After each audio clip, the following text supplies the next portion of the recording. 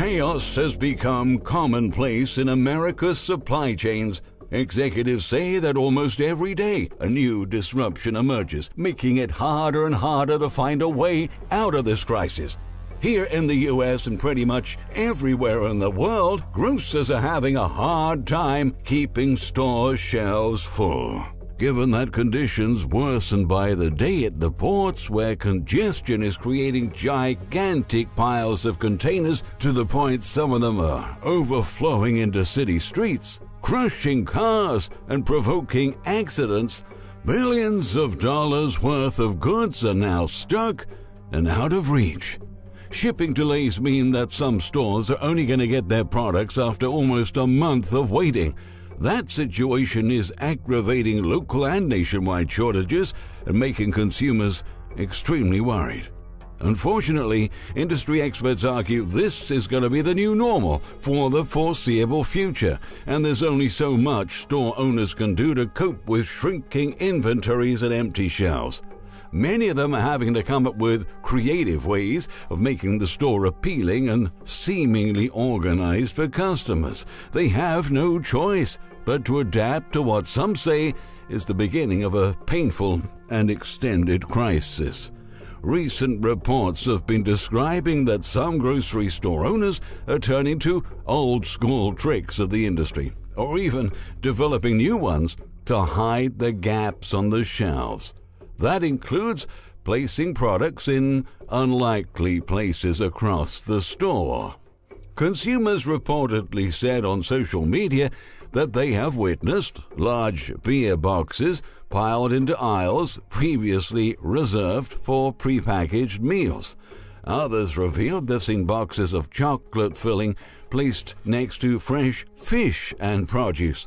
One of them posted a picture of refrigerated displays stocked with shelf-stable products such as sauces and salad dressings. In essence, grocers are doing all sorts of unexpected things just for consumers to walk in and not see empty shelves. We've been impacted by some patchy disruption to our deliveries, one store owner explained. Our teams are always trying to make sure our stores look as attractive as possible, and sometimes managers come up with creative ways of making sure that shelves are full. The truth is that the same situation is happening all across the globe, with consolidated businesses experiencing acute product shortages at a time that consumer demand has never been stronger. But manufacturing has never been slower due to a historic shortage of labor, work restrictions, extreme weather, and power shortages at plants. The mismatch between supply and demand is also making the price of the few products remaining in stock much more expensive, especially when it comes to food. A recent survey found that nearly 20% of consumers said last month they couldn't buy food staples because they had been out of stock for longer than 2 weeks. On the other hand, food retailers affirmed that they're doing everything in their power to ensure inventories, and they're trying to maintain their customer experience the best they can to remain competitive. The survey also found that roughly 58% of consumers said supply chain disruptions, product shortages, and shipping delays have made shopping significantly more stressful, while 41% said product shortages and significant shipping and delivery delays made them abandon a brand, according to data released by New York-based trade association ICSC, which represents retail businesses. For grocers, that means they have to at least try to make stores look well-stocked, clean, and organized. Some of them are having to take quite desperate measures, such as filling up a whole aisle with items that would normally have a small space on one shelf. Others are hiding the gaps with empty product packaging, such as sandwich boxes or even cardboard dummies, a strategy that always existed, but now consumers are not only noticing, but also finding it quite problematic because it's happening so frequently, as explained by Catherine Shuttleworth, founder and chief executive of retail consulting firm Get Savvy Marketing Limited.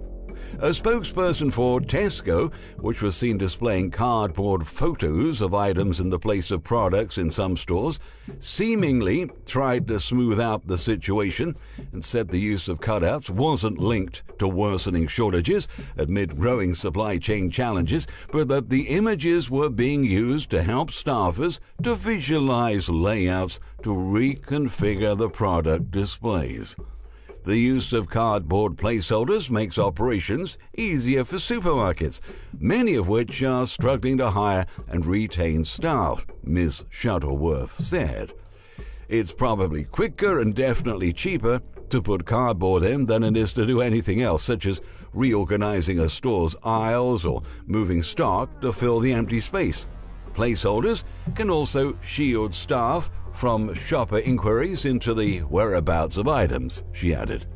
Meanwhile, other grocers have decided to use out-of-stock signs to fill empty shelves, but customers exposed on social media that in some branches the endless rows of signs are making stores look like they're in some sort of post-apocalyptic scenario. On Twitter, thousands of users compiled in a recent thread photos of depleted supermarket shelves and other funny and odd solutions that store owners have been finding to cope with the situation.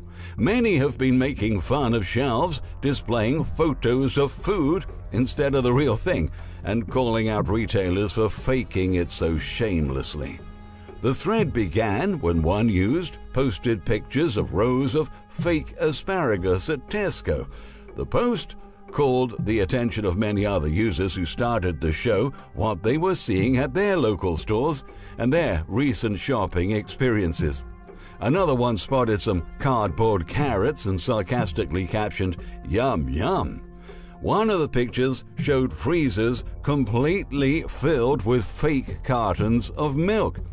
Now, while people laugh about the situation online to take some of the pressure off and make the situation less difficult to deal with, new stats show that consumers are actually becoming increasingly worried. According to the Food Industry Association's latest U.S. Grocery Shopper Trends Tracker, more than half of consumers surveyed, or nearly 53%, are concerned about extensive shortages and rising prices. At this point, even big supermarket brands that have their own shipping systems are not escaping from product shortages, despite having a wide network of suppliers, capital, and space for extra inventory. The shopping experience continues to be disrupted as the crisis intensifies. That has led some larger chains to try to secure additional warehouse space to store extra inventory ahead of the holidays. Some will be cutting back on discounts to ease consumer demand. Kroger Co., the largest grocery chain in the U.S., recently announced that it increased its safety stock of items in more than 70 categories, sourced additional warehouse space to house the extra products, and spread out the ports it uses for imports.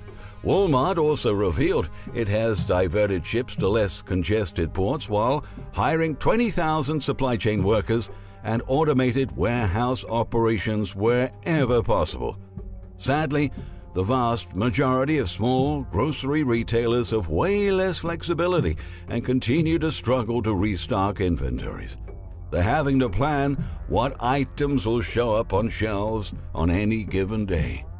I've had over a decade of retail experience, and this is like nothing I've experienced or seen before, highlighted Latalia McCarthy, general manager of the Dill Pickle Food Co-op in Chicago, which she said is dealing daily with deliveries arriving incomplete or not at all.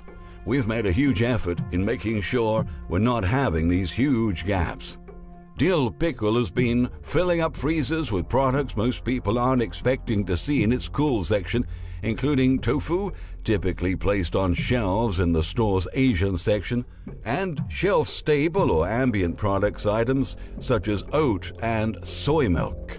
But there's definitely a risk you take, like, am I gonna have to convince someone that they have to keep this refrigerated now? McCarthy continued.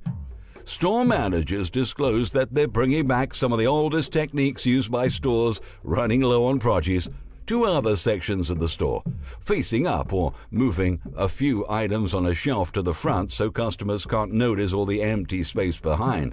They're also increasing the number of facings or rows a certain item is given on a shelf to cover gaps. For instance, in Newton, Massachusetts, the owner of the Walnut Food Market, Matt Santapio, admitted that many items that he would usually give a single shelf spot to now are spread across 2 or 3 to hide some of the gaps left by out-of-stock or unavailable goods. The dill pickle has also changed shelving layouts to avoid empty space. McCarthy said, "If we see holes, we'll all of a sudden make our best sellers have 3 or 4 slots, rather than just 1 or 2. But facing up doesn't solve all problems, noted John Rosa, the general manager of Weaver's Way Cooperative Association in Philadelphia. It gets to the point where it looks silly. Say, if you're walking down the aisle and you see 7 or 8 facings of the same product," he said. Weaver's Way isn't troubled about leaving gaps, Rosa continued. He says the store uses signs to indicate a product is out of stock and directs customers to ask staff about substitutes. The store also briefs staff on which items may be in or out at the start of each shift, he explained. For Mr. Santapio, the owner of Walnut Food Market, leaving some shelves empty is a strategy that aims to keep customers coming back. He started working in the business in January 2020, right before the health crisis started. Back then, many new customers were visiting the store for the first time since it was remodeled. He said that several imports, such as Smarties candy and Cadbury chocolate, have been incredibly hard to find, and the display boxes have been empty for several months. But still, he decided to keep them on display. For certain things, I'm afraid people will come in, see it's not here, and wind up not coming back for it, he said. Keeping the box out shows I'm making an effort to get them in and not giving up on them. Those who have ignored economists' warnings over the past few months will probably start to regret that decision now. It's probably now too late to start stockpiling food and other goods, given that shortages are becoming more widespread with each passing week. However, what we're currently experiencing is not the worst of this crisis just yet. Problems are compounding, and another ravaging winter threatens to aggravate congestion at ports and lead to further disruptions in food production. We will have some extremely troubled times ahead of us, and the coming challenges are going to be much harder than most people think.